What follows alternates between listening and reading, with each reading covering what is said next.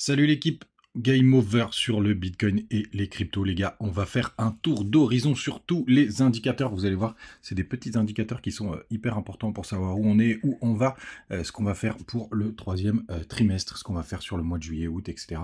Ça va être hyper intéressant et on ira voir sur le court terme pour voir tout ce qui s'y passe. C'est parti les gars avec un BTC ce matin qui est à 68 800 $, on perd 1%. Ether qui perd un peu plus, on perd 1,5%, 3 387 $. Ce qui est remarquable sur ce top 50, pas grand chose, hein. On a quand même Uni qui perd 5%. PP pareil qui va perdre 5%. Et quand on descend dans le bas du top 50, c'est surtout MKR à la 45e position qui perd 4,5%. Et pareil pour IMX, 4,4%. Les gars, du côté du daily, du BTC, c'est hyper propre ce qu'on est en train de faire. Souvenez-vous, je vous parlais de cette petite clôture qui était hyper importante, cette clôture de bougie qui est située au 60 250 $. Regardez, c'est très très propre ce qu'on est en train de faire. On a clôturé pile hier. On a ouvert dessus ce matin. Bien entendu, les gars, n'oubliez pas, les mouvements du week-end sont hyper dangereux. Enfin, en tout cas, il ne se passe pas grand-chose de très remarquable puisque les professionnels ne sont pas là. Mais c'est pas mal ce qu'on est en train de voir, tout simplement parce qu'on est bien arrêté sur toute cette zone-là. On a bien été comblé l'imbalance quand on a eu le crash à 57 000 $ et sur le RSI, on revient sur la zone neutre.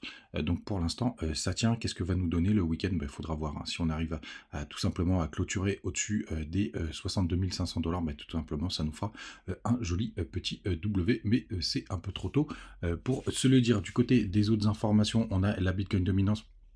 Comme d'habitude, la puissance du BTC par rapport aux autres cryptos qui est très intéressante. Elle est sur une zone de travail. On va y aller sur toute cette zone-là. On a pas mal travaillé dans le passé. On le voit aussi du côté du RSI. Vous voyez, on est sur une zone qui a été travaillée beaucoup par ici, et un petit peu sur ces derniers jours et ce matin. Donc plutôt pas mal. On est toujours de l'autre côté de la trendline. On vise toujours d'aller breaker les 54 points pour que ce soit un peu plus propre. Et sur ETH face à BTC, là aussi on est pas mal. Est-ce qu'on arrive à faire un petit pullback sur cette trendline? Ce serait plutôt chouette, surtout si on arrive à rebondir proprement dessus. Ce sera vraiment très chouette pour ETH qui surperformerait le BTC resté à l'éveil sur cet indicateur. Ce matin sur le Telegram, comme d'habitude, je vous ai partagé les petites news crypto. Et notamment qui nous partageait qu'il y avait un nouvel inflow qui est arrivé sur les ETF, c'est-à-dire de l'argent frais qui est rentré. Donc n'hésitez pas à nous rejoindre du côté du Telegram, mais vous avez le lien de BitGet, BingX, Mexe et Bitmart. Et pour autant, j'ai pas vu d'informations. J'ai été surpris parce qu'on a la SEC qui a attaqué Consensus. Donc Consensus, tout simplement, c'est ceux qui sont derrière MetaMask. Donc un petit peu de peur. Et justement, en parlant de peur, ce matin, truc encore assez dingue, c'est qu'on était à 30. On est à 30 sur le Crypto Fear and Greed Index. Donc ça, c'est donc l'indice de cupidité et de peur. Comme c'est assez impressionnant, on l'avait eu il y a 2 jours. Alors souvenez-vous, il y a toujours 24 heures de décalage, mais c'est quand même dingue d'avoir cet indicateur qui est à 30 alors que le BTC est à 60 000 $. Ça m'impressionne toujours d'avoir des gens qui ont peur alors que tout simplement on est quand même sur quasiment des plus hauts historiques. En tout cas, on n'en est pas très très loin.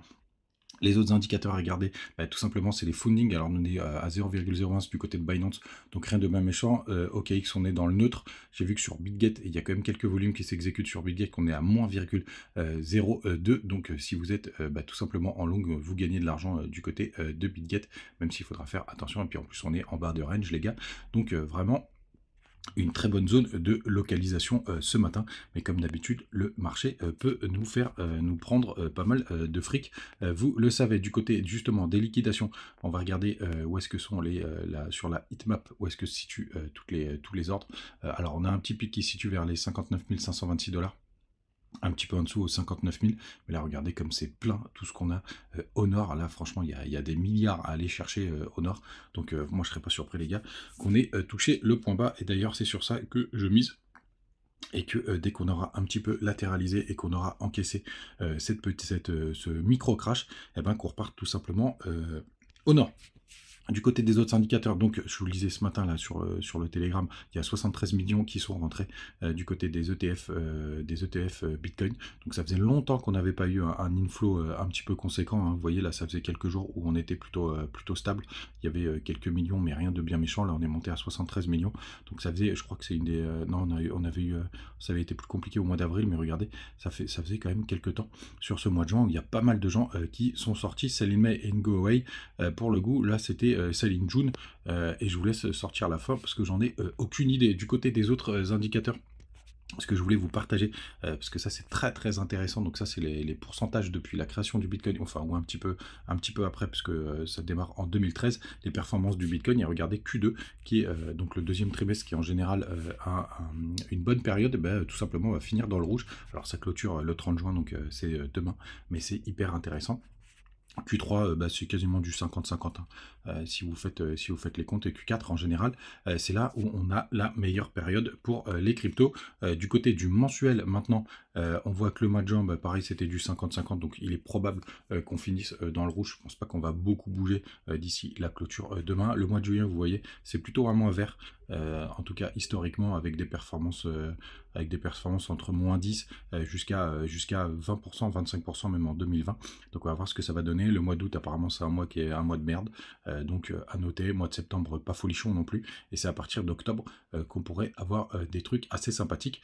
Et pareil pour novembre, et 50-50 sur décembre. Donc c'est très intéressant de voir à peu près ou comment on pourrait se situer sur les prochains mois. Je voulais le partager avec vous. Du côté des autres informations, tout simplement, c'est quoi que je voulais vous partager? Non, je vous l'ai dit, du côté du Crypto Fear Index, hop, sur Twitter.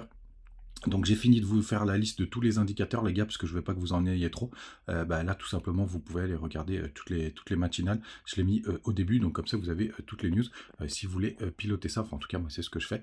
Donc plutôt chouette. Du côté du PCE hier, pour le coup, on était dans les résultats. Il n'y a pas eu de gros impact sur le cours. Il y a eu une petite correction, mais rien de bien méchant. On est revenu en bas du range. Donc on va attendre, à mon avis, lundi. Les gars, j'hésitais à vous le faire parce que j'ai pas envie de faire de polémique. Mais si vraiment ça vous intéresse, vous me le mettez en commentaire. C'est vous faire tout simplement une matinale par rapport aux cryptos, par rapport aux élections et ce que disent les principaux partis. Bien évidemment, je ne vais pas rentrer dans des débats de voter pour qui, de pourquoi, mais tout simplement, il faut parler juste de crypto et d'ailleurs plutôt de fiscalité parce que c'est ce qui nous intéresse. Parce que tout simplement, peu importe ce que diront les partis, c'est l'Europe qui a la main sur pas mal de choses, sur la régulation, etc. Donc ça sert à rien de rentrer dans les débats, donc c'est la fiscalisation qui nous intéresse, mais je ne veux pas rentrer dans des débats, je vous préviens, on ne parle pas de politique sur cette chaîne, mais juste d'un point précis, si ça vous intéresse, vous mettez en commentaire, n'hésitez pas à le mettre, et puis si ça vous intéresse pas, parce que pour le coup c'est un sujet touchy, à mon avis, ça peut partir dans tous les sens. On parlera d'autres choses comme d'habitude, j'ai toujours plein de choses à vous dire. Passez un très bon samedi les gars, et on se retrouve demain comme d'hab, ciao.